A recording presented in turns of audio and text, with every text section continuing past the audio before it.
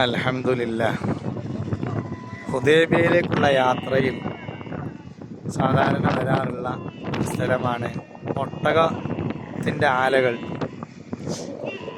ഇവിടെ ടൂറിസ്റ്റുകൾക്കൊക്കെ വേണ്ടി ഒട്ടകപ്പുറത്ത് കയറാനും അതുപോലെ ഒട്ടകപ്പാല് കുടിക്കാനും ചെറിയ ഒട്ടക കുട്ടികളെയും കാണാനൊക്കെ ഉള്ള ഒരു സംവിധാനമുണ്ട്.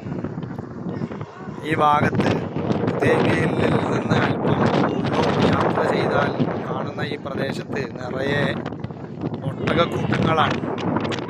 സുഡാനികളായ തൊഴിലാളികൾ അതുപോലെ മറ്റ് വിദേശ രാജ്യങ്ങളിൽ നിന്നുള്ള പലരും ഒട്ടകത്തെ തീറ്റിപ്പോറ്റി വളർത്തി അവരെ പാലും അതുപോലെ ഒട്ടകങ്ങളെയൊക്കെ വിറ്റ് ഉപജീവനം നടത്തുന്ന കുറേ നല്ല മനുഷ്യർ. എന്ത് കാറ്റിലും വെയിലും മഴയും കൊണ്ട് അവരിങ്ങനെ ഉപജീവനത്തിന് വേണ്ടി ചെയ്യുന്ന ഓരോ കാര്യമാണ്. അവിടെ അൽഹംദുലില്ലാഹ് ഒരു ഒട്ടകത്തിൻ്റെ പാല് കറന്നുകൊണ്ടിരിക്കുന്നു.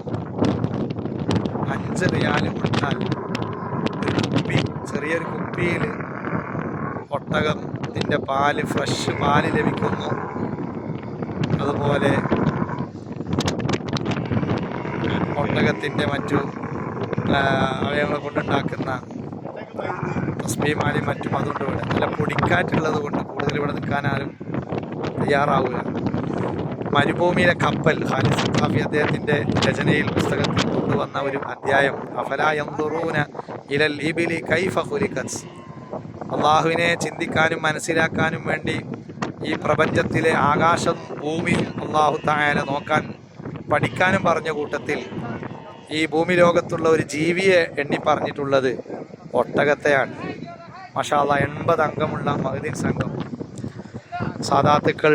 സാദാത്ത് ഫെസ്റ്റിൽ നിന്ന് തിരഞ്ഞെടുക്കപ്പെട്ട 5 തങ്ങന്മാരുമായി അബ്ദുൽ ശൈഖുന തങ്ങൾ ഉസ്താദ് സാദാത്തുക്കളുടെ ഉന്നമനത്തിന് വേണ്ടി അവർക്ക് നടത്തുന്ന ഒട്ടനവധി സംരംഭങ്ങളുണ്ട്. സാദാത്ത് അക്കാദമി, അഹ്ലു ബൈത്തിലെ മുത്തുനബി സല്ലല്ലാഹു അലൈഹി വസല്ലമയുടെ പേരമക്കൾക്ക് വേണ്ടി നടത്തുന്ന സ്ഥാപനമാണ് സാദാത്ത് അക്കാദമി. ആൺകുട്ടികൾക്കും പെൺകുട്ടികൾക്കും അവർക്കെല്ലാ സൗകര്യങ്ങളോടെയും അവരെ വിദ്യാഭ്യാസ കാര്യപ്രവർത്തനങ്ങൾ നടത്തുന്ന കൂട്ടത്തിൽ അവരുടെ കലാവാസനകൾ, അവരുടെ കഴിവുകൾ പുറത്തെടുക്കാൻ വേണ്ടി ഒരു ഫെസ്റ്റ് പ്രഖ്യാപിക്കുകയുണ്ടായി. അതിൽ നിന്ന് 1ാം സ്ഥാനത്തെത്തുന്ന 5 സയ്യിദുമാരെ മക്കയിൽ മദീനയിൽ കൊണ്ടുവന്ന് ഉംറ ചെയ്യിപ്പിക്കാനൊരവസരം ചെയ്തു. അതിൽ നിന്ന് വിജയിച്ച മുഹ്സിൻ തങ്ങളടക്കമുള്ള 5 തങ്ങളുമാരുമായിട്ടുള്ള